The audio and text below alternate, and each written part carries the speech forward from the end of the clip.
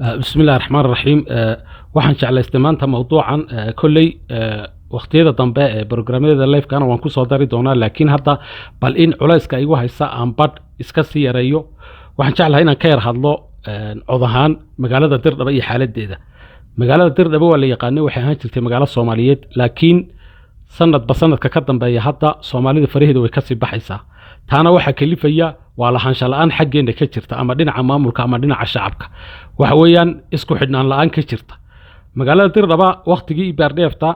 lafteeda haba xumaato oo Ibaardheefta nafteedii laakiin nidaamka ay wax u qaybisay wuxuu ahaa boqolkiiba 40 waxa iska lahaa qoomiyadda Soomaalida maamulka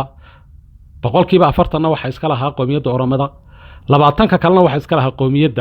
qoomiyadaha kale ee Itoobiyaanka hadda nidaamka ay wax u socdaan waa nidaam doorasho xisbigan EPP-du muxuu inoo hayaa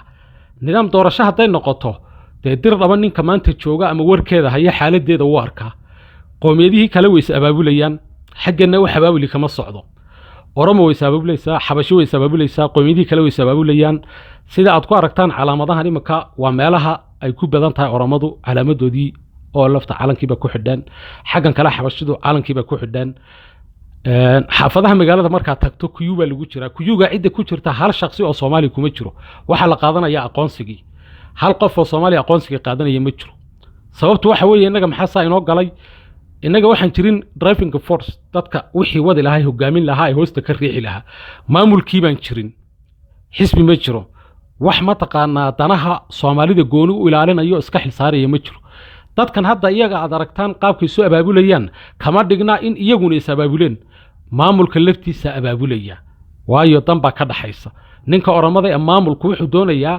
qoomiyadda Oromadu inay Dirdhaba ku soo baxdo ninka Xabashigu wuxuu doonayaa qoomiyadda Xabashidu inay ku soo baxdo sida darteed ama hay ismuujiyaan ama ayna ismuujinin cid abaabulaysa waa maamulka odayaashooda weeyaan inaga wax maamulaha dadkeeniya oo wax abaabulaya si toosa iyo si dadban midna ma jiro bal nasiib darada jirta eeg imaka maamulka Dirdhaba waa Soomaaliba haysata hadda waqtigan xaadirka laakiin mustawaqaha cidda qaadanaysa aqoonsiga marka siyaasiga ku baraarugsanaan lahaa ee dadka wax u sheegi lahaa away waxa loo baahan yahay bari toolo maxay xukumi halkan marka Xabashiyo Oromo ay la wareegto wixiina doorasho noqday xisbigii ma taqaana qaabka wax u kala nidaamiyeen ma jiro wadankii waa hal xisbi baa la yiri cidii haday doonto ururada mucaaradka oo la faday ku guuleysato damanin Soomaali ay ka dhigay oo xukunka u dhiibani waxa loo baahay marka awoodi garab socon lahayd marka waxa ila tahay magaalada Dirdhaba dadka Soomaalida ee meelaha iska fadhiya hoteelada ee hadalka haya ee shaaha cabaya war dhibkan aad falanqeynaysaan ee ka hadlaysaan mar hadii aad dareenteen ficil ku daro intaad kacdaan kuyuuga gala mustawaqaha qaata taa macnaheedu ma aha markaan leenahay aan sabaabulno caadifadna ma aha dhibaatana ma aha nidaam doorasho xaq baan u leenahay waxa weeyaan ma taqaana xilku wuxuu damqaya oo cid garanaysa mas'uuliyadda idin saaran la hadlaysaan gorfaynaysaan fadhi ku dirirkaan ficilu bedelo si nabadgeliya kuyuuga inta u tagtaan caruurta u sheega dhalinyarta u sheega ay aqoonsiga qaata idinku waxba sameeyeen sida dadka kale ay u qaadanayaan ay si nabadgeliya kadib aqoonsigan laftiisa la qaadanayo ayaa bari lagu codayn doonaa waa in marka hadda doorashada aqoonsigan socda iyo abaabulkani waa ififaalooyinkii doorashada qaabka u dhacaysay hadii kan hadda aad ka dhex muuqan weydo oo sidan hadda inoo muuqata ay u dhacdo doorashadii waad ka hadhay haduna waxa oran doontaa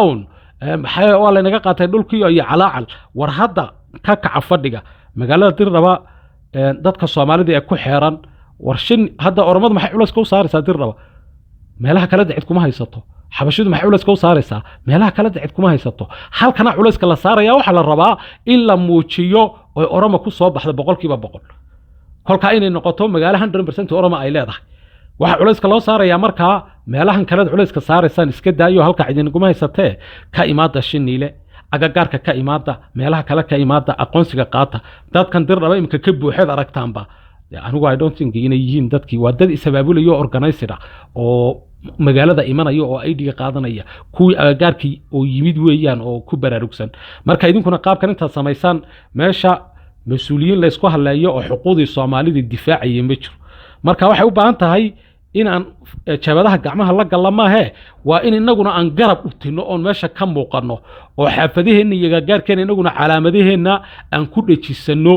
ma taqaana Soomaalinimo ama calanka kelilka lagu dhajisto ama wax kale lagu dhajisto waa in la garab ordo oo la garab socdo meesha marka waxay la tahay arrintan Soomaaliya oo dhan bay u taalaa marka waxay la tahay in